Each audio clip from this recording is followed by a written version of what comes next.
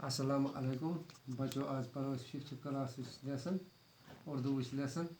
یمیک now doctor Ambedkar یہ lesson اس پتمہ لٹ incomplete آج کرو یہ پڑھو ات بیاا پیرا بات دراصل یہ تھی کہ جھیلوں تالابوں اور کنووں کا پانی سب کے لیے عام تھا کت یہ جھیلن تو تالابن تو کنون ہند پانی یہ ساروین ہند خاطر عام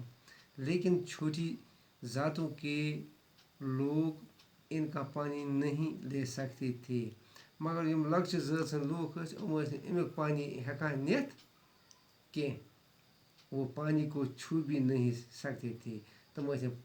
ات آبس ہیکان اتھ تہ لگت کی یہ کتنی بڑی نا انصافی تھی یہ کیسا بڑ نا انصافی اونچی ذات کے لوگ ان پر کتنا بڑا ظلم کرتے تھے یم بڑ لوگ تم کتیا ظلم کران امن پہ پانی خدا کی دین ہے اس یہ آب یہ خدا سند دتمت یہ خدا سند یہ بیٚیہِ کٲنٛسہِ ہُنٛدُے اور اس پر سب کا حق ہے ات پہ پرٛٮ۪تھ کٲنٛسہِ ہُنٛد حق پھر ان پر پابندی کیوں تیل کیا ات پہ پابندی اس پابندی اور ناانصافی کے خلاف بابا صاحب نے آواز بلند کی ات ناانصافی خلاف کر بابا صاحبن آواز بلند تجن آواز انہوں نے تمام ہریجنوں کو اس ناانصافی کے خلاف اجتماع کرنے پر آمادہ کیا یم کر تمام ہریجن لکچہ ذات سند اجتماع کرنس پہ آماد آج یہ ہزاروں لوگ ماٹ کے اس تالاب کی طرف جا رہے تھے پتہ آز درائے ماٹ تالابس کن تمام لوگ بابا صاحب اس جلوس کی رہنمائی کر رہے تھے بابا صاحب ان جلوس رہنمائی کران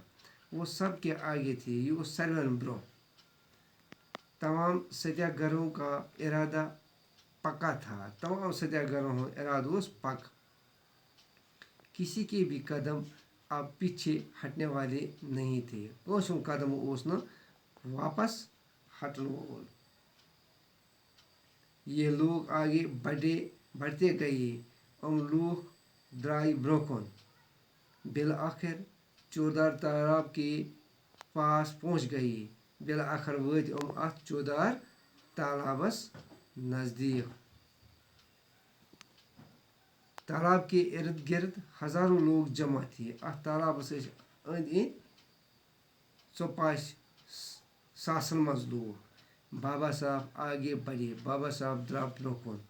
ہزاروں لوگوں کے سامنے اس تالاب میں اترے ساس بدن لوکن ہند برو کن ووتھ ات تالابس مز انہوں نے پانی کو چھوا تم لوگ آبس ات تہ ورڈس پہ میں سوال یمن ہند جواب گھن تلن باقی وسلام.